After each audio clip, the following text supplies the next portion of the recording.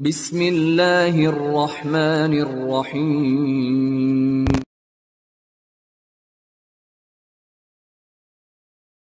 إن الحمد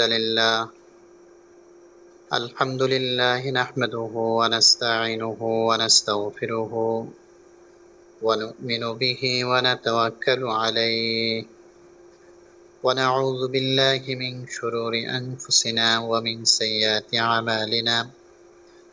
من يهده الله فلا مضل له ومن يضلله فلا هادي له، ونشهد أن لا إله إلا الله وحده لا شريك له، ونشهد أن سيدنا وسندنا وحبيبنا ومولانا محمدا عبده ورسوله الذي يرسله إلى كافة للناس بشيرا ونذيرا وداعيا إلى الله بإذنه وسراجا وقمرا منيرا، الذي صعد إلى سدرة المنتهى في ليلة المعراج كشف الدجى، وعلى آله وأصحابه هم خلاصة العرب العربا، وخير الخلائق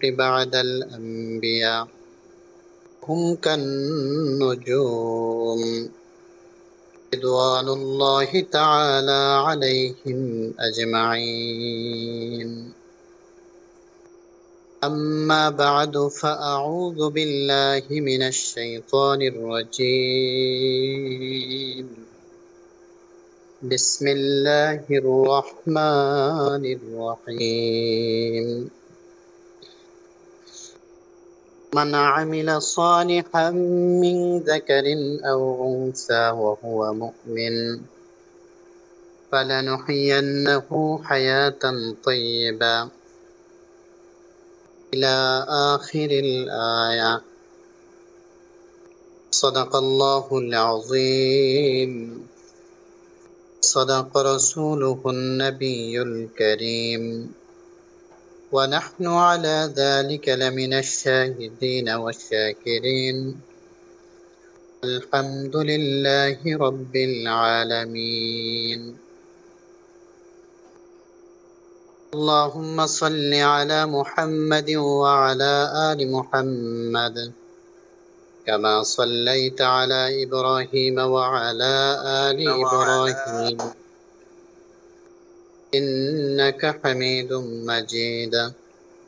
اللهم بارك على محمد وعلى آل محمد كما باركت على إبراهيم وعلى آل إبراهيم إنك حميد مجيد। আলহামদুলিল্লাহ।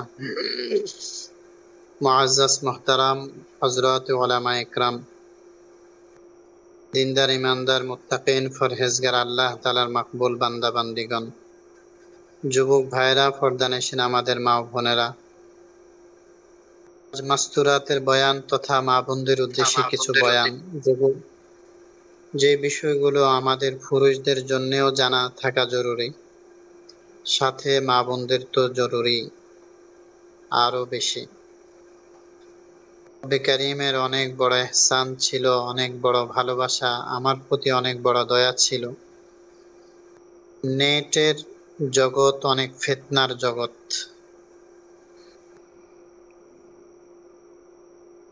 যে জগতে ঈমানকে টিকিয়ে রাখা, ঈমানের পরিবেশে থাকা একজন পুরুষ, একজন নারীর জন্য রাসূল সাল্লাল্লাহু আলাইহি সাল্লামের সেই হাদিসটাই প্রযোজ্য, যে হাদিসটার মধ্যে রাসূলুল্লাহ সাল্লাল্লাহু আলাইহি সাল্লাম বলেছেন, শেষ জামানার পরিবেশগুলো এতটাই এমন হবে, এতটাই নোংরামিতে ভরে যাবে, যখন জ্বলন্ত আগুনের আঙ্গার, কয়লা হাতে রাখা যতটা কঠিন, এর চাইতে ঈমান আমল ধরে রাখা এর চাইতে বেশি কঠিন হবে। যেটার বাস্তবতা আজ অফলাইনে তো আছেই, বিশেষ করে অনলাইনেও আজ হাজারো ভালো মানুষগুলো অনলাইনের এই কালচার, এই অনলাইনের এই নোংরামির সাথে নিজেদের ইমান, নিজেদের আমাল, নিজেদের সতীত্ব, নিজেদের এই সভ্যতাকে, হাজারো যুবক, হাজারো যুবতী নিজেদের যৌবনতাকে বিলীন করে দিচ্ছে। রব্বে কারিমের কি বড় চমৎকার আমার জন্যে সুন্দর ফায়সালা ছিল। রব আমাকে সুন্দর পরিবেশে, গুণামুক্ত পরিবেশে এখানে দাওয়াত ও তাবলীগের নিসবতে আমাকে এখানে নিয়ে এসেছেন। এজন্য রবের শুকর আদায় করছি, আলহামদুলিল্লাহ। রবের ফায়সালা ছাড়া কিছুই হয় না।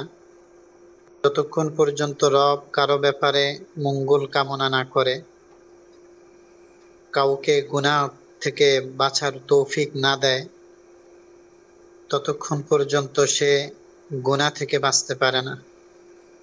আবার যতক্ষণ পর্যন্ত আল্লাহ সুবহানাহু ওয়া তাআলা, রব কাউকে যদি নেকামল করার তৌফিক না দেয়, সে নেকামল করার তৌফিকও পায় না। কথাগুলো যদিও পুরাতন, বাকি এগুলো আসলে ইমানের কথা, যে আল্লাহই করেন। আমি খুতবার ভিতরে বলেছিলাম, মান ইয়াহদিহিল্লাহু ফালা মুদিল্লা লাহু ওয়া মান ইউদ্লিলহু ফালা হাদিয়া লাহু। রব যিনাকে হেদায়েত দিতে চান, পৃথিবীর কেউ তাকে গোমরাহ করতে পারে না।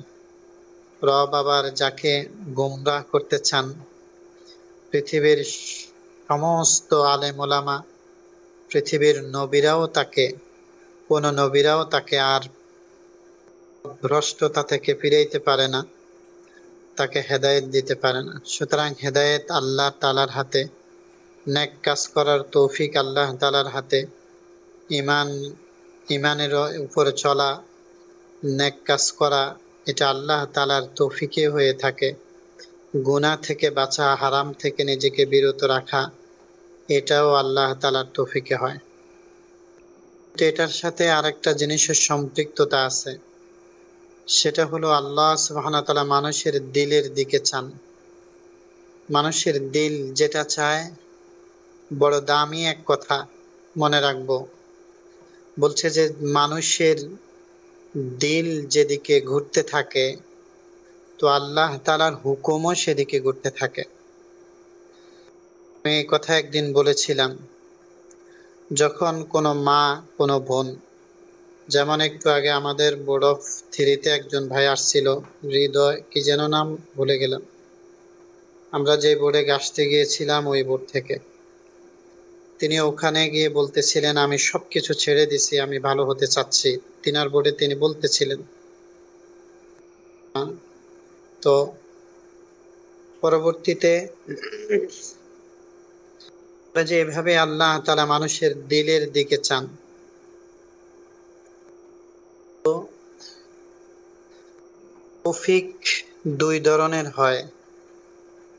তৌফিক মানে আল্লাহ তাআলার পক্ষ থেকে এক শক্তি। যেমন কেউ গুনার দিকে চলতে চাইতেছে, আল্লাহর প্রদত্ত এক শক্তি তাকে দেওয়া হয়েছে, সে চাইলেই চলতে পারে, কোনো সমস্যা নাই। কিন্তু এখানে আল্লাহ পাকের কোনো নসরত, আলাদা কোনোভাবে সাহায্য এখানে নেই। শুধু তৌফিকটা আছে, গুনাহ করার শক্তিটা তার সাথে থাকবে। যেমন তো একা একই ভাবে তাকে ছেড়ে দেওয়া হয়, আল্লাহ পাকের কোনো দায়িত্ব তার উপর থাকে না। হাদিসের মধ্যে আসছে যে যেমন কেউ নামাজ পড়ে না, তো তার প্রতি আল্লাহ পাকের কোনো দায়িত্বও থাকে না, নাউজুবিল্লাহ। তাহলে কি ওই ব্যক্তি যদি আল্লাহ পাকের দায়িত্ব নাই থাকে, তাহলে সে তো খাইতেছে, ঘুমাইতেছে, তার হার্ট, কিডনি, চক্ষু, কর্ণ সব তো চলতেছে। যদি আল্লাহ পাকের দায়িত্ব নাই থাকে, তাহলে তো সব বন্ধ হয়ে যাওয়ার কথা। বলে যে এটা দায়িত্ব নাই মানেই হলো যে কেউ নামাজ পড়ে না, দিন মানে না, তো আল্লাহ তাআলা তার থেকে দায়িত্ব তুলে নেন। এর মানেই হলো আল্লাহ তাআলা তার উপর থেকে রহমতের দৃষ্টিকে তুলে নেন। কিন্তু সে নাফরমানি করা সত্ত্বেও সে হাজারো ভাবে নাফরমানি করা সত্ত্বেও তার হাত পাও চোখ কান নাক আকেল বুদ্ধি মেধা শক্তি চলতে থাকে, কোনো সমস্যা হয় না। এটা আল্লাহ তাআলার আম ভাবে ঢালাও ভাবে একজন কাফের কেউ দিয়ে থাকেন। এই এটা যেটা খারাপ পথে চলার শক্তি, ভালো পথে চলার শক্তি, এই শক্তিটা মূলত আল্লাহ তাআলা দিয়ে রাখেন।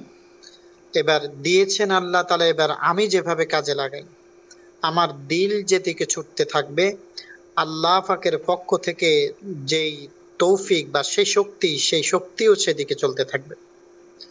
যেমন কেউ গুনাহ করতে চাইতেছে, এমন না যে গুনাহ করতে গেলে আল্লাহ তাআলা তার হার্ট কিডনি তার অক্সিজেন সবকিছু বন্ধ করে দেওয়া হবে, এমন না। তার দিল চাইতেছে গুনাহ করতে, তার দিলের পিছে পিছে আল্লাহ পাকের শক্তিও চলতে থাকে। তেমনি ভাবে একজন মানুষ নেক কাজের দিকে আসতে চাইতেছে, সে গুনাহ ছাড়তে চাইতেছে। একজন নারী, সে আগে অনেক গুনাহের সাথে লিপ্ত ছিল, গান বাদ্য বিভিন্ন ভাবে তার সতীত্বকে নষ্ট করেছিল, তার ইজ্জতের হেফাজত করে নাই, পর্দা ফুসিদা মানে নাই, নামাজ রোজা মানে নাই। এখন সে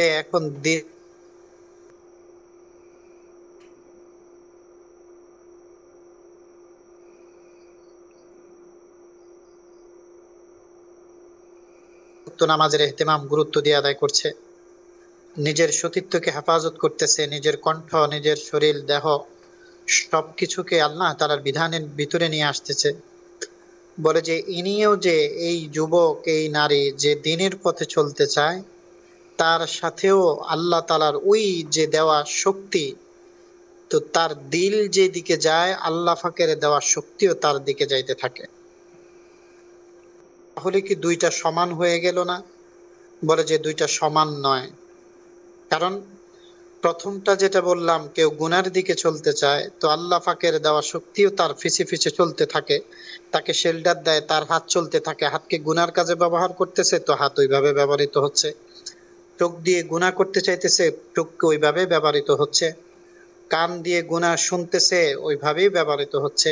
জবান দিয়ে গুনাহ করে যাইতেছে, ইচ্ছা মতো নাফরমানির কথাগুলা বলে যাইতেছে, তো তার এরকম ভাবে অঙ্গ প্রত্যঙ্গ যেভাবেই তার দিল চায়, তার ওই অঙ্গ প্রত্যঙ্গ, এক কথা আল্লাহ পাকের কুদরত তার দিকে চলতে থাকে।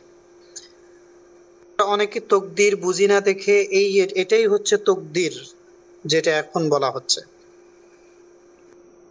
পরিপ্রেক্ষিতে আবার যে ব্যক্তি দিনের উপর চলতে চায়, একজন পুরুষ, একজন নারী, একজন যুবক, একজন যুবতী যখন দিনের উপর চলতে চায়, তখনও ঠিক তেমনি ভাবে আল্লাহ তাআলার কুদরত, আল্লাহ পাকের শক্তি তার পিছে পিছে চলতে থাকে। সে হাতকে ভালো কাজে ব্যবহার করে, কানকে ভালো কাজে ব্যবহার করে, জবান দিয়ে এখন তেলাওয়াত করে, চোখ দিয়ে ভালো কিছু দেখে, গুনাহ দেখে না। কৃতকর্ম এখন তার সবকিছুই ভালো, বলে তার তার হাত পা চোখ কান নাক আকেল বুদ্ধি মেধা শক্তি, তার হায়াত সময় টাইম সবকিছুই ওই যে আল্লাহ পাকের দেওয়া যত কিছু একজন নাফরমানের জন্য চলতেছে, ঠিক একজন কাফেরের পিছনে একইভাবে চলতেছে। এটা আল্লাহ পাক দিয়ে দিছেন। এবার যে যেভাবে কাজে লাগায়, আল্লাহ বলতেছে আমি দুই রাস্তা দেখিয়ে ছেড়ে দিছি, এবার তুমি কোন পথে যাবে যাও। কিন্তু এটা দুইটার মাঝে পার্থক্যটা এবার বুঝি। যে ব্যক্তি গুনার দিকে চলতে চায়, ওকে শুধু শক্তি দেওয়া হয় কিন্তু রহমত দেওয়া হয় না। তাকে আল্লাহ পাক কোনোভাবে নিজে সাহায্য আসে না তার জন্য, কোনোভাবে তার জন্য কোনোভাবে ভিন্ন কোনো আল্লাহ পাকের পক্ষ থেকে ভিন্ন কোনো রহমত, সাহায্য, আলাদা রহমতের দৃষ্টি কিছুই আসে না যখন কেউ গুনার দিকে এটাকে ব্যবহার করতে থাকে। কিন্তু এর পরিপ্রেক্ষিতে একজন ভাই, একজন বোন যখন দিনের উপর চলতে থাকে, গুনাহ ছাড়তে থাকে, তখন আল্লাহ পাকের বিশেষ রহমত তার সাথে চলতে থাকে। সুবহানাল্লাহ। দুইটার মাঝে পার্থক্য হলো এটাই। গুনার কাজে আল্লাহ পাক শক্তি দেন, কিন্তু এরকম ভাবে সমর্থন দেন না, এরকম ভাবে শক্তি দেন কিন্তু তাকে সাহায্য, হেল্প, সহযোগিতা করেন না। কিন্তু এটা গুনার কাজে। আর যখন দিনের উপর, আমালের উপর, দিনের উপর, আল্লাহ তাআলার বিধানের উপর কোন যুবক আর যুবতী চলতে চায়, তখন আল্লাহ তাআলা তাকে শক্তি তো দেন, সাথে সাথে আলাদাভাবে তাকে শেল্টার দেন, সহযোগিতা করেন, পরামর্শ দেন এরকম ভাবে কোন কোন ভাবে চলতে হবে। এমন কোন যেখানে এরকম ভাবে যেখানেই বান্দা ঠেকে যাবে সেখানেই সাহায্য শুরু হয়ে যাবে। বলে যে যেখানেই বান্দার চলার শক্তি শেষ, বলার শক্তি শেষ, ধরার শক্তি শেষ, দেখার শক্তি শেষ, মন মস্তিষ্কের শক্তি সব শেষ, বলে যে সেখানে আল্লাহ তাআলার রহমত শুরু হয়ে যায়। এটার জ্বলন্ত প্রমাণ আমরা ইতিহাসের পাতায় দেখেছি। এটাই হলো সবচেয়ে আকর্ষণীয় বিষয়।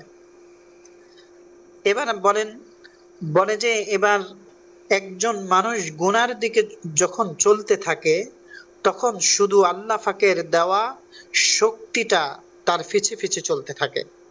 অর্থাৎ তার হাত ওইভাবেই ব্যবহৃত হয় গুনার কাজে, এরকম ভাবে ওই তার হাত পাও চোখ কান নাক ওইভাবে ব্যবহৃত হয়। আর এর পরিপ্রেক্ষিতে যে ব্যক্তি, কোনো নারী কোনো পুরুষ যখন দিনের উপর চলতে চায়, তখন তারও ওইভাবে শক্তিটা তার পিছে পিছে চলতে থাকে।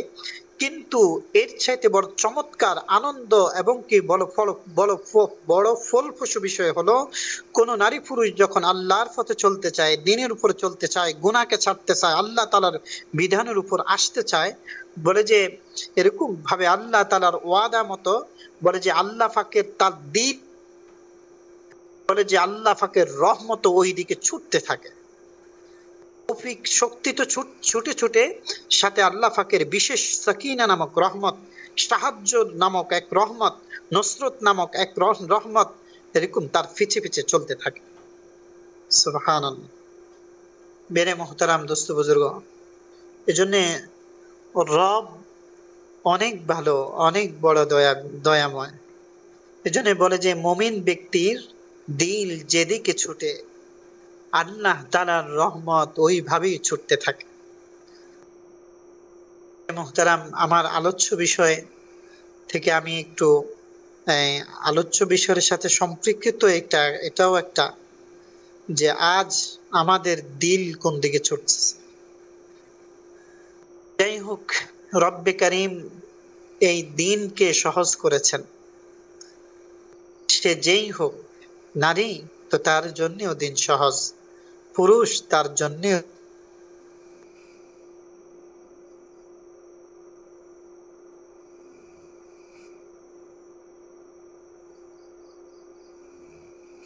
আর কত সময় লাগবে? সব মিলিয়ে সারা 5 ওয়াক্ত নামাজের সব মিলিয়ে 1-1.5 ঘন্টা ওযু সহ, সুন্নত সহ। আরে হজ মাত্র বছরে তার জীবনে যদি ফরজ হিসাবে হয়, জীবনে একবার করলেই তার জীবনের ফরজিয়াত আদায় হবে। যাকাত তাও আবার মাল সম্পদ হলে হবে। রব বড় ইহসান করছেন। রমজান মাত্র 1 মাস, তাও ভোরবেলা খাবে, সন্ধ্যাবেলায় আবার খাবে, মাঝখানে একবেলা বিরত থাকবে। এটা কঠিনের কিছু নয়, এগুলো আমাদের জানাশোনা কথা, কিন্তু বলতেছি এজন্যই আল্লাহ সুবহানাহু ওয়া তাআলা বান্দাকে অনেক বেশি ভালোবাসেন। এর ভিতরে আল্লাহ সুবহানাহু ওয়া তাআলা নারীদেরকে ভিন্নভাবে আরো বেশি ভালোবাসেন, যেটার উদাহরণ ইতিপূর্বে আমি দিয়েছিলাম, আমাদের ওলামা ইকরামদের থেকে আমরা শুনেছিলাম। নারীদের দুনিয়ার জীবন যাপনের লাইনেও যেমন সহজ করছেন, আখেরাতের জীবন যাপনে, আখেরাতের জন্য নেকামল করাটাও তেমন সহজ করছেন। ইতিপূর্বে যেনারা আমার আলোচনাগুলা নারী সংক্রান্ত মাস্তুরাতের বয়ান শুনেছিলেন, তারা অবশ্যই অবগত আছেন। আমি বলেছিলাম যে আল্লাহ রব্বুল ইজ্জত নারীদেরকে এরকম দায়িত্বের সম্মানের দিক থেকে তাদেরকে সর্বোচ্চ চূড়ায় রেখেছেন, আর দায়িত্বের দিক থেকে পুরুষদেরকে বেশি দিয়েছেন। দায়িত্ব পুরুষের বেশি, সম্মানের দিকটা নারীদের বেশি। আমি শুনিয়েছিলাম আপনাদেরকে, একজন নারী যখন সে সর্বপ্রথম যখন মা হয়, তো হুকুম আসছে যে মায়ের সেবা করা। ওয়াকাদা রাব্বুকা আল্লা তা'বুদু ইল্লা ইয়্যা। হুকুম আসছে কি, মা বাবার, মায়ের পায়ের নিচে জান্নাত, মা বাবার খেদমত করো। যে ব্যক্তি মা বাবার খেদমত করে দোয়া নিতে পারলো না, রমজানের হাদিসে আসছে এরকম ভাবে ওই ব্যক্তি ধ্বংস হোক। মানে কি, মানে হলো মা বাবার খেদমত করা ফরজ, মা বাবার দেখভাল শোনা করা ফরজ, মা বাবার এরকম ভাবে সেবা যত্ন করা ফরজ, এটা সন্তানের উপর। ঠিক তেমনি ভাবে একজন নারী যখন আবার বোন হয়ে দুনিয়াতে জীবন যাপন করে, তখন এক মেয়ে হয়ে যে দুনিয়ার জীবন যাপন করে, বলে যে এই এই মেয়েকে, এই মেয়েকে, যেই নারী এখনো মেয়ে যতদিন পর্যন্ত স্বামীর হাতে হস্তান্তর না করবে ততদিন পর্যন্ত তার বাবার উপর তার ভরণ পোষণের দায়িত্ব ফরজ। কিন্তু একটা বালেগ ছেলের উপর এটা ফরজ নয়, ছেলের উপর এটা ফরজ নয়। যে ফের ছেলে যখন বালেগ হয়ে যায়, কর্মঠ হয়ে যায়, তখন আর ছেলে বিবাহ শাদী করুক বা না করুক, এটা বাবার উপর ফরজ নয়। কিন্তু রব কি সিস্টেম করলেন, দিন কত সুন্দর, একজন নারীকে বাবা অন্য পর পুরুষের হাতে হস্তান্তর জায়েজ শুরুতে বিবাহের মাধ্যমে হস্তান্তর করার আগ পর্যন্ত বাবার উপর এটা ফরজ। যদি বাবা না থাকে তাহলে ভাইয়ের উপর ফরজ। এবার স্বামীর কাছে গেল, এটা আমি দুনিয়ার হাইসিয়তে বলতেছি, শুধু দুনিয়া। বলে যে স্বামীর কাছে গেল, এখন স্বামীর উপরও ঠিক তেমনি ভাবে নারীর, একদিন আমি বয়ান করেছিলাম, আপনারা শুনেছেন, যে নারীর যাবতীয় যত কিছুর 1 টাকার জিনিস থেকে শুরু করে লক্ষ টাকার যদি ডাক্তারি খরচও লাগে, সবগুলোই স্ত্রী বাবার জমিতে বিক্রি করে আনবে না, বাপ ভাইয়ের থেকে আনবে না, এই স্বামীর উপরে তার ভরণ পোষণ, ডাক্তার কবিরাজি যত কিছু আছে সবকিছুই দুনিয়ার জীবন। আল্লাহ তাআলা নারীদেরকে কতটা সুন্দর, কতটা একটা নিয়মের ভিতরে, ডিসিপ্লিনতার ভিতরে সাজিয়ে দিয়েছেন, যে এখানে গেলে এভাবে, ওখানে গেলে এভাবে। যখন মা হবে সন্তানের উপর, যখন বাবা হবে এরকম ভাবে, যখন এরকম ভাবে এই সে মেয়ে তখন বাবার উপর, যখন সে বোন ভাইয়ের উপর, যখন সে স্ত্রী তখন স্বামীর উপর, সে কোনো নয় কোনো কারোর উপর নির্ভর করে তার জিন্দেগি সহজেই চলতে থাকে। আবারও যখন সে আবার স্বামীর ঘরে গিয়ে আবারও যখন এক পর্যায়ে সে এরকম ভাবে কি হবে, আবারও মা হবে, তখন আবার এক পর্যায়ে সে এরকম ভাবে সন্তান থেকে প্রাপ্য হয়ে যায়, আবারও এবার সন্তান তাকে এরকম লালন পালন করতে থাকবে, সন্তান তাকে দেখবে। মেরে মোহতারাম, এবার এটা হলো দুনিয়ার এক হাইসিয়ত। দুনিয়ার জীবন যাপন করার জন্য রব এতটাই সহজ করেছেন, যে এজন্যই যে আল্লাহ সুবহানাহু ওয়া তাআলা তাদেরকে সম্মানের পাত্র, ফুলদানির মতো রেখেছেন। আরে ঘরের মধ্যে ফুলদানি যেমন শুধু সাজানো গোছানো থাকে, পরিপাটির জন্যই ব্যবহৃত হয়, এরকম ভাবে ফুলদানিকে এক জায়গায় রেখেই দেওয়া হয়। ফুলদানি এরকম ভাবে টেবিলের উপরে বা শোকেসের উপরেই এটা শোভা পায়। বলে যে একজন নারীও ঠিক তেমনি ভাবে বাবার কাছে থাকলেও সেরকম ভাবে মেয়ে হিসাবে ফুলদানির মতো থাকবে, ভাইয়ের কাছে থাকলেও ফুলদানির মতো করে এক জায়গায় থাকবে, সেরকম ভাবে স্বামীর কাছে গেলেও ফুলদানির মতো একজন থাকবে, সন্তানের কাছে আসলেও ফুলদানির মতো মা হিসাবে থাকবে। এটাই হলো নারীর সবচেয়ে বড় বৈশিষ্ট্য। সুবহানাল্লাহ। এবার আসেন, এটা হলো দুনিয়ার হাইসিয়ত। কিন্তু কেউ যদি ভিন্ন মত পোষণ করে, থাকবো না আর বদ্ধঘরে, দেখবো এবার জগৎটাকে, এই বলে যদি কোনো নারী সে এরকম ভাবে দেখবো এবার জগৎটাকে কইয়া বের হয়ে যায়, তাহলে আজ পৃথিবীর দিক বিদিগন্তে, পৃথিবীর আনাচে কানাচে, পশ্চিমা ইয়াহুদি নাসারাদের সেই কৃষ্টি কালচার হিসাবে আল্লাহ যে বলছেন অকর্ণা ফি বুয়ুতিকুন্না, যে তোমরা ঘরে থাকো। আর যারা এটাকে এই এই এই আল্লাহর এই সীমাকে যারা ফাআম্মা মান তাগা, যারা সীমা লঙ্ঘনকারী হয়ে যায়, তো তারা এরকম ভাবে, যারা সীমা লঙ্ঘনকারী হয়ে যায়, যারা এই নীতি আদর্শকে মানে না, কোরআনের এই সুন্দর সিস্টেম অবকাঠামোকে যারা লঙ্ঘন করতে চায়, তো ইতিহাস সাক্ষী তারা এরকম ভাবে দেহ বিক্রি করে, কুকুরের জিন্দিগির মতো দেহ বিক্রি করে তারা আন্দোলনে নেমে যায়। আমাদেরকে এরকম ভাবে যৌন স্বাধীনতা দিতে হবে, আমাদেরকে এরকম ভাবে এই যৌন চাহিদা, যে বেশ্যামী, যেটা আমি বলতে বাধ্যই হই, বেশ্যামীকে তারা ব্যবসা বানিয়ে তারা এরকম ভাবে জীবন যাপন করার জন্য তাদের এরকম ভাবে উঠে পড়ে লেগে যায়। এটা এজন্যই একটা কুকুরের যতটুকু বোধগম্য আছে, এদেরও এতটুকু বোধগম্য নেই, যেটা কোরআনের মধ্যে আল্লাহ তাআলা এক পর্যায়ে বলেছেন উলাইকা কাল আনআম বাল হুম আদল, এরা হাইওয়ান জানোয়ার তো ঠিক আছে, বরঞ্চ হাইওয়ান জানোয়ার থেকেও অতরফ। আমি সেদিকে গেলে লম্বা হয়ে যাবে কথা।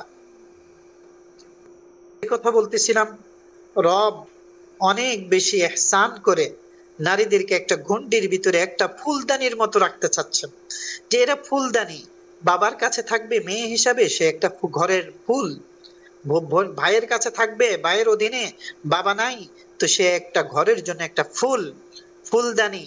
হ্যাঁ, স্বামীর কাছে আসবে স্বামীর জন্য সে ঘরের একটা ফুলদানি, সেরকম ভাবে বৃদ্ধ হয়ে সন্তানের কাছে মা বাবা হয়ে থাকবে, সে হবে ঘরের ফুলদানি, সে হবে ঘরের বরকত।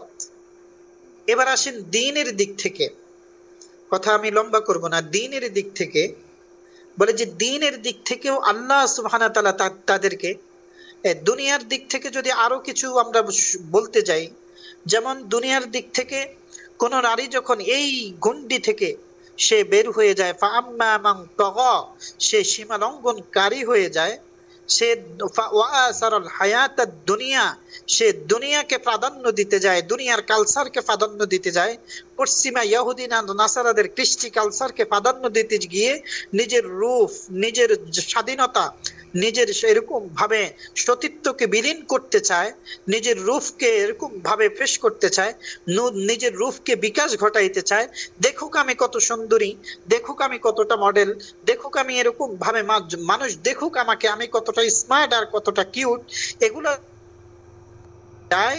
নিজেকে নিজে যখন প্রদর্শন করাইতে যায় তখনই তার এরকম ভাবে তার মাঝে আর একজন নারীর মাঝে আর কুকুরের মাঝে আর এরকম ভাবে পার্থক্য থাকে না, যেটার ইতিহাস আমরা দেখেছি। তসলিমা নাসরিন কথা বলতে বাধ্য হয়েছে এক পর্যায়ে যে ফ্যাট আমার, আমি যার থেকে ইচ্ছা তার থেকে বাচ্চা নিব, যেটা একমাত্র কুকুরের ক্ষেত্রে প্রযোজ্য, যে কুকুর নিজেও জানে না কার থেকে বাচ্চা নিছি। কুকুরের এরকম ভাবে আমরা এখন, আমার এই কথাগুলো বলতে গেলে হয়তো আমার আইডি পড়ে যাবে, আমরা পশ্চিমাদেরকে দেখি যে তারা এরকম ভাবে, আমি লম্বা এক ঘটনাও শুনেছি, জলঞ্জরি এক ঘটনা, যে বাবার নাম জিজ্ঞেস করলে ওরা রাগ হয়ে যায়, যে বাবার নাম ওরা জানে না, ছেলে সন্তানরা বাবার নাম জানে না। কারণ কি, ওই যে তসলিমা নাসরিনের ইহুদি নাসরাদের কৃষ্টি কালচার আজ এরকম ভাবে যেটা আমাদের মুসলমানদের ভিতরে ঢুকে গেছে, যে এরকম ভাবে আজ স্বাধীনতা চাচ্ছে, যৌন স্বাধীনতা চাচ্ছে। আচ্ছা, এখন মূল কথা যে কথা বলতে চাচ্ছিলাম, যে যারাই ফাআম্মা মান তাগা হয়, সীমা লঙ্ঘনকারী হয়, ওয়া আসারাল হায়াতাদ দুনিয়া হয়, তারা দুনিয়াকে প্রাধান্য দেনেওয়ালা হয়, এরাই এক পর্যায়ে এরকম ভাবে সমাজের নিন্দনীয়, সমাজের হিংস্র জানোয়ারে পরিণত হয়। তারা বাংলাদেশের মধ্যে প্রকাশ্যে তারা এরকম ভাবে ব্যানার পোস্টার নিয়ে এরকম ভাবে আন্দোলন করতে বাধ্য হয়। আজকে আমাদের ঘরের মা বোনরাও যদিও ওইভাবে তারা ব্যানার পোস্টার নিয়ে তারা বেরোতে না চায়, কিন্তু বহু দিনদার ফ্যামিলিতেও এরকম ভাবে বলতে শোনা যায় যে অমুক ঘরের বিবিরা এভাবে চলে, আমাকে কেন চলতে দেওয়া হবে না, আমিও এভাবে চলতে চাই, আমার কি ব্যক্তি স্বাধীনতা নাই? এই ব্যক্তি স্বাধীনতা একটু একটু করে খুঁজতে খুঁজতে খুঁজতে খুঁজতে একসময় রাস্তার এরকম ভাবে হিংস্র জানোয়ার, রাস্তার কুকুরের মতো জিন্দিগি হয়ে যায়। এজন্য আমাদের মা বোনদেরকে সাবধান, যে মা বোনরা নিজেদের সতীত্ব, নিজেদের ইজ্জত, নিজেদের আব্রু, নিজেদের সেরকম ভাবে সৌন্দর্যতা, ডিসিপ্লিনতা, আল্লাহ প্রদত্ত যে সম্মান দিয়েছে ফুলদানির মতো রাখতে চাচ্ছে, সেটা থেকে যখন কোন নারী একটু করে বের হতে চাবে, তখনই তার সমস্ত জিন্দিগি লন্ডভন্ড হবে, আর ডিভোর্সের হার বাড়তে থাকবে। সে এখন স্বামীকে বলতেছে মোবাইল আমার স্বাধীনতা আছে, আমি যার সাথে ইচ্ছা তার সাথে কথা বলবো। এটা অনেক অনেক অনেক অনেক লক্ষ লক্ষ কোটি কোটি নারীদের কথা আজকে, এটা যে মোবাইল আমার, আমি যার সাথে ইচ্ছা তার সাথে কথা বলবো, সেটিং করবো, এটা নিয়ে তুমি আমার এটা নিয়ে কেন হস্তক্ষেপ করতেছ? এই যে মোবাইল আমার, যদিও সে বলে নাই যে আমি যার থেকে ইচ্ছা তার থেকে আমার পেটে বাচ্চা নিবে, এটা যদিও বলে নাই, কিন্তু এটাই হলো এই যে মোবাইল আমার, আমি যার সাথে ইচ্ছা তার সাথে সেটিং করব, এটাই হলো এই প্রথম সিঁড়িতে এই নারী পাও দিল, যেটা আজকে আমাদের দিনদার ফ্যামিলিতেও হাজার হাজার পাওয়া যাবে। যে মোবাইল আমার ইচ্ছা মতো আমি যার সাথে ইচ্ছা তার সাথে কথা বলবো, এটা নিয়ে তুমি কেন আমাকে এত যেরকম ভাবে স্বামীকে বলতেছে তুমি আমাকে কেন আমার স্বাধীনতার উপর হস্তক্ষেপ করতেছ? এটাই হলো একজন নারী বেশ্যা হওয়ার প্রথম ধাপ। আল্লাহ মাফ করে দেয়। এই জন্য মেরে মোহতারাম দোস্ত বুজুর্গ, আমাদের মা বোনরা নিজেদেরকে যতটুকু সম্ভব গুটানো যায়, নিজেদেরকে যতটুকু সম্ভব আর স্বামীর আয়ত্তে আনা যায়, নিজেদেরকে যতটুকু সম্ভব নিজের স্বাধীনতা বেশি চাইতে গেলেই, স্বাধীনতা বলতে গেলেই একজন নারী তখন বিব্রত আর ধ্বংস হতে থাকে। এজন্য স্বাধীনতা বলতে স্বাধীনতা আছে, কিন্তু স্বাধীনতা এমন নয় যেটা তগা হয়ে যায়। রব যেটা বলেছেন সীমা লঙ্ঘনকারী, এমন সীমা লঙ্ঘনকারী যে সে স্বাধীনতা বলতে মনে করে যে আমি পুরা পৃথিবীকে ছুঁচে বেড়াবো, পুরা অনলাইনকে, পুরা এরকম ভাবে নেট জগৎকে ছুঁচে বেড়াবো। এটার নাম স্বাধীনতা নয়, এটা হলো এক নোংরামি। নোংরামি আর স্বাধীনতা দুইটা এক হতে পারে না। স্বাধীনতা অবশ্যই, কিন্তু সেটা গণ্ডির ভিতরে থেকে স্বাধীনতা, সেটা এরকম ভাবে স্বাধীনতা অবশ্যই, সেটা হলো একটা স্কেলের ভিতরে থেকে স্বাধীনতা। মানে আল্লাহ রাব্বুল ইজ্জত এজন্যই তিনাদেরকে কারো নয় কারো মাথা হাতে থাকার জন্য নিয়ম করেছেন যে তুমি ওই একজন নারী ওই পরিমাণ স্বাধীনতা অর্জন করতে পারে না যেই পরিমাণ স্বাধীনতা অর্জন করতে পারে একজন পুরুষ। কারণ তার জীবনের তাগিদে একজন পুরুষ রাতের 1টা-2টা পর্যন্ত একাকিত্ব ভাবে, সে রাতের 1টা-2টা পর্যন্ত এরকম ভাবে হাইওয়ে রোডে কখনো দাঁড়িয়ে আছে বাসের জন্য, কখনো সে এরকম ভাবে কোনো কারণে সিএনজি থেকে নামছে এখন বাসে উঠবে রাতের 1টা। এই জীবন তাগিদে, কারণ তার উপর দায়িত্ব বেশি। আমার আগের 2-3 সপ্তাহ আগের বয়ান যদি কারো মনে থাকে, তাহলে পুরুষের দায়িত্ব বেশি। দায়িত্বের খাতিরে পুরুষ জীবন চলার পথে অনেক কিছুর সম্মুখীন হতে হয়, যেটা কোনোদিন কোন নারী এগুলার ধার প্রান্তেও যেতে পারে না। যদি এগুলার ধার প্রান্তে যেতে চায়, তাহলে নারীর এরকম ভাবে সতীত্ব হারাবে, নারীর এরকম ভাবে যৌবনতাকে হারাবে, নারীর ইমানকে হারাতে হবে, নারীর আমালকে হারাতে হবে। একজন নারীত্ব সে আর কখনোই টিকিয়ে রাখতে পারবে না। যেমন একজন পুরুষ সাধারণত রাতের 1টা-2টা বাজে গাড়ির জন্য দাঁড়িয়ে আছে কোথাও, এভাবে যদি একজন নারী রাতের 1টা-2টা বাজে কোথাও দাঁড়িয়ে থাকে দীপ জীবনের তাগিদে, বলেন এই নারী আর এই পুরুষের দুইজনের ইজ্জত হরণ হওয়ার ব্যাপারে কার কতটুকু আশঙ্কাজনক হবে। একজন পুরুষ সে এরকম ভাবে তাকে চাইলেই এরকম ভাবে 2-1জন নারী তাকে ধৈর্য নিয়ে এরকম ভাবে অপকর্মের মধ্যে লিপ্ত হবে। যদিও এগুলা এখন অনেক জায়গায় দেখা যায় এটা পুরুষটা ধোঁকা খায়, কিন্তু সাধারণত এরকম ভাবে একজন নারী সে রাতের এতটা বাজে সে যদি এই জায়গায় থাকে, তাহলে তার ইজ্জত লুণ্ঠন হওয়ার 99% সম্ভাবনা থাকে। সুতরাং একজন নারীকে আল্লাহ সুবহানাহু ওয়া তাআলা এর জন্য কি করলেন দেখেন, কত সুন্দর একটা ডিসিপ্লিন।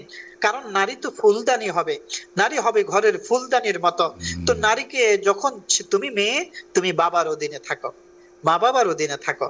তোমার মা বাবা নাই, তোমার বাবা নাই, এবার ভাইয়ের অধীনে থাকো। আল্লাহ তাআলা কারো নয় কারো অধীনস্থ করেছেন। ওরাই তোমার ভরণ পোষণ করবে, ওরাই তোমার দেখভাল করবে। আবার এরকম ভাবে তোমার খাওয়া দাওয়ার লাইনে বা ভরণ পোষণের লাইনে যেমন তুমি তাদের অধীনস্থ, ঠিক তেমনি ভাবে তোমার ইজ্জত আবরুরে হেফাজতের জন্য তুমি তাদের অধীনস্থ। তুমি তাদের গণ্ডির ভিতরে যাইতে পারো না। এরপরে আবার স্বামীর কাছে আসলে, এখন স্বামীর অধীনস্থ। আল্লাহ তাআলা কারো নয় কারো অধীনস্থ করেছেন এজন্যই যে এরকম ভাবে আল্লাহ তাদেরকে দুর্বল করে বানিয়েছেন। তারা এরকম ভাবে তারা কোমল হয়, তাদের শারীরিক ঘটনা কোমল, তাদের মনটাও হয় কোমল, তাদের কৃতকর্মও হয় অনেক দুর্বল। এজন্য আল্লাহ সুবহানাহু ওয়া তাআলা তাদেরকে ফুলদানির মতো, আরে ফুল নিয়ে যদি টানাটানি করা হয়, গাছের কাঁচা ফুল এগুলা কসলায় মসলায় আমি খুব টানাটানি করে যদি ছিটতে যাই, তাহলে এই ফুলের আর অস্তিত্ব থাকবে না, ফুল আর সৌন্দর্য থাকবে না, ফুলের পাপড়িগুলো আর এরকম ভাবে মেলে ঝুলে থাকবে না, এগুলো এরকম ভাবে দলা মোছা হইয়া এগুলার মধ্যে ভাঁজ টাঁজ পড়ে এগুলা কালো হয়ে যাবে। এটার আর সৌন্দর্যতা আর এরকম ভাবে প্রকাশ পাবে না। না। এজন্য রব কি করছেন, রব এজন্য বলেছে যে না, তুমি এক জায়গায় থাকো, ফুল এক জায়গায় থাকলেই সুন্দর। ফুলের উপর বেশি হাতাহাতি করলে যেরকম ফুলের সৌন্দর্যতা নষ্ট হয়, ফুলের উপর বেশি কষাকষি করলে যেরকম ফুলের সৌন্দর্যতা নষ্ট হয়, এজন্য একজন নারীও যখন এরকম ভাবে হাটে বাজারে ঘষা মাজা খাইতে থাকে, ধাক্কা খাইতে থাকে, তখন তার লজ্জা উঠে যায়, তখন তার এরকম ভাবে আসল স্বাধীনতা চলে যায়, তার এরকম ভাবে তার স্বাধীনতা এরকম ভাবে দূরীভূত হইতে থাকে, তার ইজ্জত আবরু দূরীভূত হইতে থাকে, তার এরকম ভাবে তার নারীত্ব তখন এরকম ভাবে হরণ হইতে থাকে, তার মাঝে আর কোনো সৌন্দর্যতা বলতে কিছুই থাকে না। এজন্য রব্বে কারিম কি করছেন, বলে যে নারীরা তো হলো ফুলদানির মতো, গাছের কাঁচা ফুলকে যেরকম বেশি বেশি ধরলে, বারবার এটাকে এরকম ভাবে টানা হিস্সা করলে এটা এরকম ভাবে তার পাপড়ি গুলো যেভাবে মেলে জুলে থাকে, এভাবে আর মেলে জুলে থাকে না, সেগুলা কালো কালো হয়ে যায়, এগুলো এক নিমিষেই এক মুহূর্তের মধ্যে ফুলের সৌন্দর্যতা নষ্ট হয়ে যায়। এজন্য রব নারীদেরকে ফুলদানি হিসেবে ব্যবহার করছেন, যেটা ঘরের সৌন্দর্যতা মা বাবার কাছে থাকবে, ফুলদানি হয়ে থাকবে, সেখানে এখানে সেখানে যাবে না, সেরকম ভাবে অকর্ণাফি বুয়ুতিকুন্না ওয়ালা তাবাররাজনা তাবাররুজাল জাহিলিয়াতিল উলা দ্বারা আল্লাহ তাআলা প্রমাণ করেছেন, বুঝাইতে চাচ্ছেন নারীরা তোমরা ঘরের ফুলদানি, তোমাদের শরীর হবে অনেক কোমল, তোমাদের মনটাও অনেক কোমল, তোমাদের গঠন প্রণালী অনেক কোমল, তোমাদের এরকম ভাবে তবাতবিয়ত এরকম ভাবে জ্ঞান গরিমাও অনেক দুর্বল। সাধারণ তোমরা এক জায়গায় থাকো, এক জায়গায় থাকলে যেরকম ফুল সুন্দর থাকে, ফুলের উপরে যখন হামলা হয় না, তখন ফুল যেরকম পাপড়ি গুলা মেলে জুলে থাকে, অন্যের দৃষ্টিকে আকর্ষণ করে, বলে যে ঠিক একটা ফুল যেরকম ভাবে যতক্ষণ পর্যন্ত কসলা দাক্কির মধ্যে পিড়াপিড়ির মধ্যে না যায়, তখন ওই ফুল যতক্ষণ সুন্দর থাকে, তো ঠিক তেমনি ভাবে একজন নারীও যখন আল্লাহ কদা রব্বুকা আল্লাহ তা'বুদুর এরকম ভাবে আল্লাহ ওয়াকরনা ফি বুয়ুতিকুন্না ওয়ালা তাবাররুজনা তাবাররুজাল জাহিলিয়াতির উলা, এই আয়াতের ভিত্তিতে, এই আয়াতের গণ্ডির ভিত্তিতে আল্লাহ যে স্কেল আর সীমা রেখা দিয়েছেন, গণ্ডি দিয়েছেন, এই গণ্ডির ভিতরে থাকলেও একজন নারী তার সতীত্ব, তার ইজ্জত আবরু, তার এরকম ভাবে সৌন্দর্যতা, লাবণ্যতা, তার এরকম ভাবে নারীত্ব আর তার সতীত্ব, তার এরকম ভাবে সমস্ত কিছু ঠিক থাকে, তার সৌন্দর্যতা একবারই পুরোপুরি ভাবে আনাম থাকে। এটা এজন্যই রব এজন্যই কি যে আল্লাহ সুবহানাহু ওয়া তাআলা রব এজন্যই একবার সে প্রথমত সে যদি মেয়ে হয় বাবার অধীনে থাকবে, সে ভিন্ন পর পুরুষের ধাক্কা ধাক্কি যেন না খাইতে হয়, ভাইয়ের যে বাবা নাই ভাইয়ের অধীনে থাকবে, ভাই তার ভরণ পোষণ তার সবকিছু ঠিক তেমনি ভাবে তার পদ্মা পশিদাও ভাই দেখভাল করবে, স্বামীর কাছে যাবে স্বামীর অধীনস্থ হয়ে থাকবে, স্বামী তার সবকিছুকে দেখভাল করবে। এরকম ভাবে মা এখন বাবা মারা গেছে এবং এখন সন্তানের কাছে মা, যদিও মা এখনো এরকম ভাবে শক্ত আছে, যদিও মা এখন এরকম ভাবে মোটামুটি ভাবে শক্ত আছে, ইয়াং এর মতো মোটামুটি এখনো পুরা বয়স কি হয়ে যায় নাই, তারপরে সন্তানের অধীনস্থ হয়ে থাকবে। যে কারণ মা যতক্ষণ পর্যন্ত সন্তানের অধীনস্থ হয়ে থাকবে, এখন যদি মা বলে কোনো সমস্যা নাই, থাকো তোমরা ঘরে, আমি এরকম ভাবে বাজারে হাঁটি, আমি এরকম ভাবে ইচ্ছা মতো জীবন যাপন করি, তাহলে ওই মা হওয়া সত্ত্বেও সে আর তার ইজ্জত নিয়ে ঘরে ফিরে আসতে পারবে না। জন্য আল্লাহ তাআলা কারো নয় কারো অধীনস্থ থাকার জন্য নিয়ম করেছেন। মেরে মোহতারাম দোস্ত বুজুর্গ, রব আমাদের প্রতি, বিশেষ করে মায়েদের প্রতি অনেক বড় ইহসান করেছেন। আসেন বলে যে এই যে মায়েরা ফুলদানি হয়ে থাকবে, আর মায়েরা এরকম ভাবে নিজেদেরকে নিজেরা গুটিয়ে রাখবে, এটা কি শুধু একজন তার জন্য, এটা কি শুধু এটা কি আসলে তার উপর জুলুম, না তার জন্য এটাই প্রযোজ্য? এটা আজ বুঝে আসে না দেখেই মা বোনরা স্বাধীনতা চায়, স্বামীদের সাথে তর্কে জোড়ায়, আরে আমি যাবো না কেন, আমি যাইতে কি সমস্যা, আমি দেখবো না কেন, আমি দেখলে কি সমস্যা, আমিও যাব, আমিও থাকবো, আমিও সেখানে অ্যাটেন্ড করব, আমিও সেখানে যাওয়া দরকার, আমাকেও এটা দিতে হবে, আমাকেও সেটা দিতে হবে। এই যে এখন হাজার হাজার সংসার এভাবেই ভাঙতেছে, ওই যে নারী তার এই সমস্ত ফুলদানি হয়ে থাকতে না চাওয়ার কারণ সে এরকম ভাবে এখন ওই যে থাকবো না কেউ বদ্ধ করে দেখবো, এবার জগৎটাকে কইয়া তারা বের হয়ে পড়তেছে, আর সে কলঙ্কি নিয়ে সে একজন কলঙ্কিত হয়ে তার ইজ্জতকে লুণ্ঠন হয়ে যাচ্ছে, সে এরকম ভাবে ইজ্জতকে বিলীন করে দিয়ে সে ঘরে ফিরে আসে, তারা ইজ্জত নিয়ে আসতে পারে না। কারণ হলো ইসলাম যে বিধিবিধান যে গণ্ডি দিয়েছে, তখন সে ইসলামের গণ্ডি থেকে বের হয়ে গেছে। এজন্য সে আর এরকম ভাবে, একটা কুকুর যেরকম সে নিজের ইজ্জত নিয়ে ঘরে ফিরতে পারে না, যেই কোনো কুকুর তার সাথে এরকম ভাবে তার ইজ্জতকে লুণ্ঠন করে দেয়, তার ইজ্জত আব্রুকে লুণ্ঠন করে দেয়, ঠিক তেমনি ভাবে একজন মা যখন ইসলামের যেই গণ্ডি, ইসলাম যে কারো নয় কারো মাথা হাতে থাকতে, কারো নয় কারো অধীনস্থ থাকতে বলেছে, সে যখন থাকে না, সে যখন নিজেকে এরকম ভাবে বিলীন করতে পছন্দ করে, নিজেকে এরকম ভাবে পণ্ডিত মনে করে, সে এরকম ভাবে নিজেকে নিজে উড়ে বেড়াইতে পছন্দ করে, সে যখন ইসলামের গণ্ডিকে তার কাছে ভালো লাগে না, এই মনে করে যে ইসলাম মনে হয় তার উপর জুলুম করছে, 5 ওয়াক্ত এরকম ভাবে তাকে 5 পাট্টা হিজাব পড়তে হবে, হাত মোজা পাও মোজা পড়তে হবে, এটা যারা বোঝা মনে করতেছে, এটা তো শুধু হাজারকে মনে হয় 2-1 জন পাবেন 5 পাট্টা বা হাত মোজা পাও মোজা আজ পর্দা করনেওয়ালা। হাত মোজা পাও মোজাই শুধু খাস পর্দা নয়, আমি সেটা বলি না, একবারে ভিতর থেকে বাহির থেকে প্রকৃত পক্ষে খাস পর্দা করনেওয়ালা হাজারকে 2-4 জন পাওয়া যাবে। আর নয়তোবা সবাই তাদের যার যার মতো করে স্বাধীনতা চাচ্ছে, কেন আমি যাব না, কেন আমি পারবো না, এই কেন কেন কেন কেন ইসলামের উপর যখন প্রশ্নকে ছড়িয়ে দেয়, আর তখন তাদের ইজ্জত লুণ্ঠন হইতে থাকে। জন্য একজন মানুষ, একজন মা যখন নিজের ইজ্জতকে, নিজের স্বাধীনতাকে চায়, সে যখন ইসলামের বিধানকে, ইসলামের গণ্ডিকে সে যখন এরকম ভাবে লঙ্ঘন করতে চায়, তখনই দেখবেন যে একজন মা আর সে মা থাকে না, সে একজন মা সে আস্তে আস্তে আস্তে আস্তে করে দয়ুজ আর বেশ্যায় পরিণত হয়ে সে রাস্তায় রাস্তায় নামে নামে সে তখন স্লোগান দিতে বাধ্য হয়ে যায়। এই জন্য রব বড় ইহসান করছে যে তোমরা কারো নয় কারো অধীনস্থ থাকো। আজ আমি আমার মূল কথা ওইটাই, যে আমরা মা বোনেরা কারো নয় কারো অধীনস্থ হয়ে থাকবো। আজ যদি স্বামীরা বাবারা এরকম ভাবে, স্বামী বাবা বা বড় ছেলেরা যদি মাদেরকে এরকম ভাবে ইসলামের কথা বলে, অনেক জায়গায় শোনা যায় যে সন্তান মাকে বলতেছে, তো মা এরকম ভাবে সন্তানকে এরকম ভাবে পরিত্যাগ করতেছে, সন্তানকে এরকম ভাবে পাগল বলতেছে।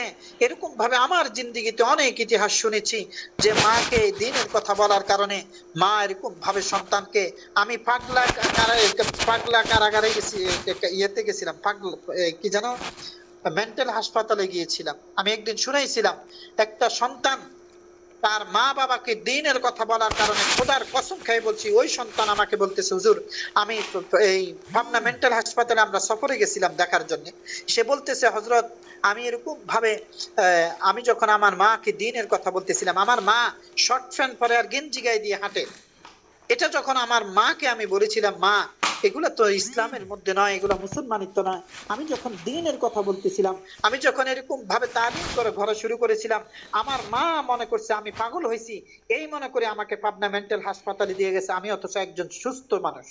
খোদার কসম খেয়ে বলছি এরকম ঘটনা আছে। এটা কেন, এটা কেন মেরে মোহতারাম দোস্ত বুজুর্গ? আজ আমাদের মা বোনরা অনেক সময় স্বামীর প্রতি রাগ হয়, ভাইয়ের প্রতি রাগ হয়, বাবার কমেন্টকে মানে না, স্বামীর কমেন্টকে মানতে রাজি না, যে কেন আমার উপর এগুলা এরকম ভাবে তারা তর্কে জড়িয়ে যায়, তারা এরকম ভাবে রাগ করে, অভিমান করে, এটার জন্য খানা বন্ধ করে দেয়। আমাকে কেন এটা থেকে নিষেধ করা হলো, কেন এটা থেকে নিষেধ করা হলো? মেরে মোহতারাম দোস্ত বুজুর্গ, এই জন্য আল্লাহ সুবহানাহু ওয়া তাআলা নারীকে নারীত্ব ঠিক রাখার জন্য, নারীর সতীত্বকে ঠিক রাখার জন্য, নারীর ইজ্জত আবরুকে ঠিক রাখার জন্য, নারীর এরকম ভাবে সৌন্দর্যকে ঠিক রাখার জন্য, নারীর যে ফুলদানি, এই ফুলদানিকে সুন্দর সাবলীল এবং কি তার এরকম ভাবে সম্পূর্ণ সবকিছুকে সুন্দর সাবলীল রাখার জন্যই আল্লাহ তাআলা কারো নয় কারো অধীনস্থ করেছেন, যে তুমি কোনো নয় কোনো জীবনের এক এক ধাপে এক এক জায়গায় তুমি কারো নয় কারো অধীনস্থ হয়ে থাকো। আজকের আমার মূল আলোচ্য বিষয় ছিল এটা। সাথে 1 মিনিটে শেষ করতে, ও আচ্ছা সময় শেষ, আচ্ছা এটা বলে শেষ করি। ঠিক তেমনি ভাবে দুনিয়ার লাইনে যেমন আল্লাহ তাআলা নারীদেরকে কোমল রাখতে চান, একবারে এরকম ভাবে সর্বোচ্চ তাদের হেফাজত রাখতে চান, কারো নয় কারো অধীনস্থ করেছেন। এটা এজন্যই করেছে তার দুনিয়াও সুন্দর থাকবে, ঠিক তেমনি ভাবে আখিরাতও সুন্দর থাকবে। আমার প্রথম কথাগুলো যদি কেউ বুঝে থাকেন যে আল্লাহ রব্বুল ইজ্জত ফরদিগারে আলম নারীদেরকে কষ্টে ফেলতে চান না, তাদের উপর কঠিন করে নাই, এজন্য কেউ নয় কেউ তাদের জীবন যাপনের যাবতীয় সবকিছুর ভরণ পোষণের দায়িত্ব নিতে হবে। হয়তো বাবা, নয়তো ভাই, নয়তো স্বামী, নয়তো ছেলে, এরা তাদের এরকম ভাবে ভরণ পোষণ সবকিছুর দায়িত্ব নিতে হবে। এক কথায় তাদের দুনিয়ার জীবন যাপন করা সহজ করে দিয়েছেন আল্লাহ তাআলা। ঠিক তেমনি ভাবে আল্লাহ তাআলা আখিরাতের লাইনেও তাদের জীবন, আখিরাতের জন্য ঈমান আমল করা পুরুষের জন্য যতটা কঠিন, নারীর জন্য এর চাইতে বেশি সহজ। পুরুষের জন্য যতটা সহজ, নারীর জন্য এর চাইতে 1000 গুণে বেশি সহজ। যেমন একজন নারীর টাকা আছে, কিন্তু তার উপর ওই পর্যন্ত হজ ফরজ হবে না যে পর্যন্ত একজন পুরুষ তার সাথে না যায়। না যাওয়ার কোনো লোক যদি তার সাথে না থাকে, তাহলে তার জন্য ফরজ আদায় হবে না, তার জন্য এটা ফরজ হবে না। অর্থাৎ তার উপর ফরজ হবে তখন যখন কোন পুরুষ তার সাথে যাওয়ার মতো করে যায়, শুরুতে যাওয়ার মতো করে তার সাথে কোনো মাহরাম পুরুষ থাকে, এই পর্যন্ত তার উপর হজ ফরজ হবে না যে পর্যন্ত না থাকে। যদি কেউ এরকম থেকে থাকে, এখন টাকাও আছে, যাওয়ার মতো লোকও আছে, তাহলে তার উপর ফরজ হবে। যেমন রমজান মাসের রোজা, তাদের জন্য আল্লাহ সুবহানাহু ওয়া তাআলা এরকম ভাবে পরে কাজা করার সিস্টেম রেখেছে। নামাজ তাদের জন্য মাফ করেছে। হাজার হাজার ভাবে দেখানো যাবে যে আল্লাহ সুবহানাহু ওয়া তাআলা নারীদেরকে ইসলামের বিধিবিধানের ক্ষেত্রেও তাদের জন্য অনেক ইহসান করছে, অনেক সহজ করছে। যেটা আজ আমাদের মা বোনরা মনে করতেছে ইসলাম বড় কঠিন, অথচ আল্লাহ তাদের জন্য ইসলাম, তাদের জন্য মুহাম্মদ সাল্লাল্লাহু আলাইহি ওয়াসাল্লাম তাদের জন্য এমন নীতিমালা করেছে যেটা এরকম ভাবে পুরুষদের থেকে 1000 গুণে সহজ করেছেন। এরপরেও আজ মা বোনরা জান্নাতে যাওয়ার জন্য বড় সহজ, তারপরে আজ নিজেদেরকে বেশিরভাগ আজ নারীদের কারণেই, আজ নারীরাই নিজেদের ইজ্জত আবরুকে বিলীন করছে। এই অনলাইনের বলেন, অফলাইনে বলেন, আজ সংসারে সংসারে, ঘরে ঘরে, দোকানে বাজারে আজ নারী কেন্দ্রিক ফিতনাগুলো আজ বেশি ছড়াচ্ছে। অথচ একজন নারী যদি চায়, সে এই যুগেও নিজেকে নিজের রাবেয়া বসরি ফাতেমার আদর্শে সে নিজেকে গড়ে তুলতে পারে। এত সহজ আল্লাহ তাআলা করেছেন। আল্লাহ সুবহানাহু ওয়া তাআলা আমাদের পুরুষদেরকে নারীদের হক আদায় করার তৌফিক দান করেন। আমাদের অধীনস্থ মেয়ে, আমাদের অধীনস্থ বোন, আমাদের অধীনস্থ স্ত্রী, আমাদের অধীনস্থ মা, আমরা যেন তাদের পূর্ণাঙ্গতার সাথে তাদেরকে যে দুনিয়া এবং আখিরাতের লাইনে তাদের যথাযথ হক আদায় করতে পারি। ঠিক তেমনি ভাবে আমরা যারা মা বোনরা আছি, আমরাও নিয়ত করি আজ থেকে যে আমরা কারো নয় কারো অধীনে চলবো। আমরা নিজেদের স্বাধীনতাকে খুঁজতে যাব না, নয়তো আমাদের ইজ্জত লুণ্ঠন তো হবে হবে, দুনিয়া তো যাবে যাবে, আখিরাত যাবে। ওয়া আসারুল হায়াতাদ দুনিয়া ফাইনাল জাহিমা হিয়াল মাওয়া। সীমালঙ্ঘনকারী হবে কেউ, সে পুরুষ হোক আর নারী হোক, সীমালঙ্ঘনকারী হবে আর দুনিয়াকে প্রাধান্য দিবে, তার শেষ ঠিকানা হবে জাহান্নাম। সুতরাং আমরা মা বোনরাও নিয়ত করি যে আজ থেকে আমি আমার স্বাধীনতাকে চাবো না। আমি কারো নয় কারো অধীনস্থ হয়ে থাকবো। আমি আমার বাবার অধীনস্থ, আমার ভাইয়ের অধীনস্থ, আমার স্বামীর অধীনস্থ, আমার ছেলে সন্তান বা আমার স্বামীর অধীনস্থ হয়ে আমি আমার ইজ্জত বা বাকি জিন্দেগিকে কাটিয়ে দিব। আমি আমার স্বাধীনতাকে চাবো না। চাহিদা হবে কম, দুনিয়ার জীবন তো হবে, চাহিদা হবে কম।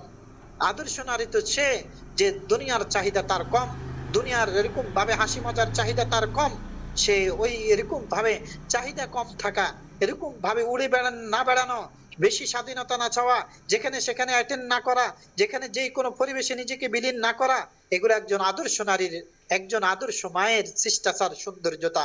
আল্লাহ সুবহানাহু ওয়া তাআলা আমাদের প্রত্যেককে এই কথাগুলা, যার যার জন্য যে কথাগুলা প্রযোজ্য সেভাবে আমল করার তৌফিক দান করেন। আল্লাহ সুবহানাহু ওয়া তাআলা আমাদের প্রত্যেকের, পুরুষ নারী সবার ইজ্জত আবরুর হেফাজত করে বাকি জিন্দেগিকে যাপন করার তৌফিক দান করেন। আমি আমার মায়েদের কাছে রিকোয়েস্ট করব, আপনারা যারা অনলাইনে এসেই গেছেন, আপনারা আমার মা, আমারই বোন, আপনাদের ইজ্জত নিয়ে আজ হাজারো যুবক খাপ পেতে এরকম ভাবে, তারা এরকম ভাবে খাপ মেরে আছে আপনাদের ইজ্জতকে লুণ্ঠন করার জন্য, আপনাদের ইজ্জত আবরুকে লুণ্ঠন করার জন্য। হাজারো যুবক আপনাদের ফিচি ফিচি ঘুরছে, হাজারো মানুষ আপনাদের ইজ্জতকে লুণ্ঠন করার জন্য অনলাইনে চলছে। আপনাদেরকে কোনোভাবে পটাইয়া ফুটাইয়া, আপনাদেরকে কোনোভাবে ধোকাতে ফেলে আপনাদের ইজ্জতকে লুণ্ঠন করবে। আমি আপনাদের হাতে পায়ে ধরবো, এই অনলাইনকে যতটুকু সম্ভব সময় কম দেন, আর যদি দেন তাহলে কোনো ভালো পরিবেশে দেওয়ার চেষ্টা করেন। নিজের ইজ্জত আবরু, নিজের জান্নাত জান্নাতকে হারাবেন না, নিজের জান্নাতকে হারাবেন না, নিজের জান্নাতকে হারাবেন না। আপনি যদি আদর্শ নারী হতে পারেন, আরে আপনার সাথে হাসর হবে তো সেই ফাতেমা রাদিয়াল্লাহু তাআলা আনহার সাথে, আপনার সাথে হাসর হবে তো এরকম ভাবে একজন আদর্শ নারী যদি হতে পারেন, আপনার সাথে হাসর হবে রাবেয়া বসরির সাথে। আপনি যদি ওইভাবে নিজেকে নিজে গড়ে নেন, তাহলে সাইয়্যিদুন নিসা যিনি ফাতেমা রাদিয়াল্লাহু তাআলা আনহা, তার সাথে আপনার হাসর হবে। জান্নাতের হুর গিলমান খাদেমারা আপনার জন্যও থাকবে, আপনার জন্য আপনার সেবার জন্য জান্নাতের হুর গিলমান অপেক্ষায় আছে। হ্যাঁ, এজন্য নিজেকে ওইভাবে গড়ে তোলেন, ভালো পরিবেশে থাকেন, নিজের ইজ্জত আবরুকে হেফাজত করেন। যেহেতু অনলাইনে এসেই গেছেন, খুব কি ঠিকেন, ইমান বাঁচানো খুব মুশকিল, খুব মুশকিল এই অনলাইনে। যে ইমানের যুদ্ধ, আমি মনে করি যেই ব্যক্তি অনলাইনে নিজের ইমান আর আমালকে এই নেট জগৎ থেকে বাঁচাইতে পারবে, সে এই যুগের সবচেয়ে বড় মুজাহিদ, সবচেয়ে বড় মুজাহিদা। সবচেয়ে বড় মুজাহিদা ওই নারী হবে যেই নারী এই অনলাইনের এই নেট জগতের, এই নেটের যত রকমের ফারুকিয়া থেকে শুরু করে মোবাইলের মাধ্যমে, নেটের মাধ্যমে যত রকমের ফিতনা আছে, যেই পুরুষ আর যেই নারী, আমি কথা দিতেছি, যেই পুরুষ আর যেই নারী এই অনলাইন ফিতনা থেকে নিজেকে হেফাজত করতে পারবে, সে এই যুগের অনেক বড় বুজুর্গ হইতে পারবে, অনেক বড় নারী বুজুর্গ হইতে পারবে, পুরুষ বুজুর্গ হইতে পারবে। আল্লাহ সুবহানাহু ওয়া তাআলা আমাদের প্রত্যেককে এই কথাগুলো বুঝে আমল করার তৌফিক দান করেন।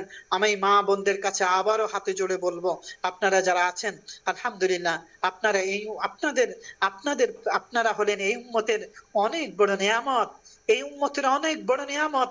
আপনাদের গর্ভেই জন্ম হয়েছিল অনেক বড় বড় বুজুর্গানে দিন, আপনাদের ঘরেই জন্ম হয়েছিল মুহাম্মদ সাল্লাল্লাহু আলাইহি ওয়াসাল্লামের মতো একজন আদর্শ মানব, আপনাদের ঘরেই জন্ম হয়েছিল এরকম ভাবে আবু বকরের মতো একজন জান্নাতের পুরুষ, একজন ওমরের মতো একজন জান্নাতি পুরুষ, আপনাদের মতোই আপনাদের গর্ভেই জন্ম হয়েছিল ইমাম বুখারীর মতো, ইমাম আবু হানিফার মতো, এরকম ভাবে হাজারো লক্ষ কোটি আলেম হাফেজ যারা বুজুর্গানে দিন, তাদের মতো জন্ম হয়েছে।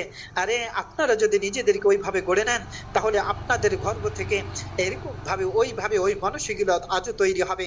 যদি নিজেদেরকে নিজেরা ঘরে রাখতে পারেন, আপনাদের দ্বারাই সম্ভব পৃথিবীকে সাজানো, যুবকদের দ্বারাই সম্ভব পৃথিবীকে গোছানো, আর এরকম ভাবে নারীদের দ্বারাই সম্ভব পৃথিবীকে সাজানো।